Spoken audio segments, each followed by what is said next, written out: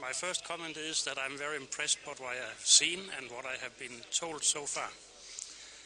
For ICAO, safety and efficiency are amongst the highest priorities, and I have seen demonstrated here that these are also the priorities of INAF and of this ACC, and I was very pleased to learn that.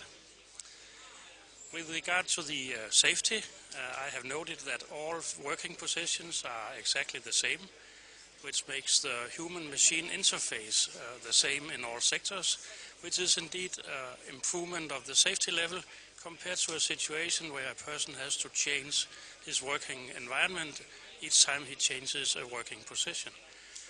With regard to the efficiency, I have noted the plans to engage in the functional airspace block, the so-called Blue Med project, which will include more than the Italian airspace. This is exactly what ICAO is looking for. We have been looking for that since 2004, when we had the last air navigation conference, when we decided that we should try and harmonize the airspace, and we should try to make airspaces transparent, so that the pilot will not feel that he passes any boundaries at all. We have a lot of activities in order to improve the safety level in general. For example, we are here in Rome this week in order to conduct a workshop on the language proficiency requirement and the implementation before 5th of March 2011. And of course, to have the language proficiency amongst all air traffic controllers, all pilots, in order to make sure that communication is fully understandable between the air and the ground, is an improvement of the safety level. But this is just one of the many, many activities.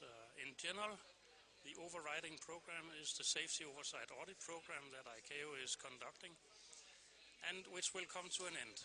So we have already in the pipeline a new program which will mean that we will, on a continuous basis, monitor the safety performance of the states.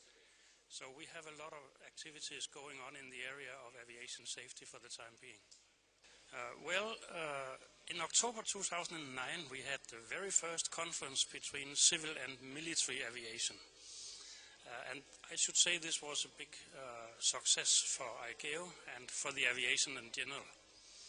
It was the first time that ICAO brought together representatives of the military and the civil authorities of the states. The aim was to improve the understanding of the different missions of civil aviation and military aviation, and to try and create an understanding that these two different activities with different purposes could very well be accommodated within the same airspace on the basis of a close cooperation between the authorities and between the operators. And I'm also very pleased to see in that context that civil-military cooperation has already been implemented in the Roma ACC and in the other ACCs in Italy, I understand. And I'm also pleased to hear that the flexible use of airspace concept has been fully implemented in Italy, whereby the airspace will be used for the purpose that at a given time has the highest priority. Thank you very much. Thank you.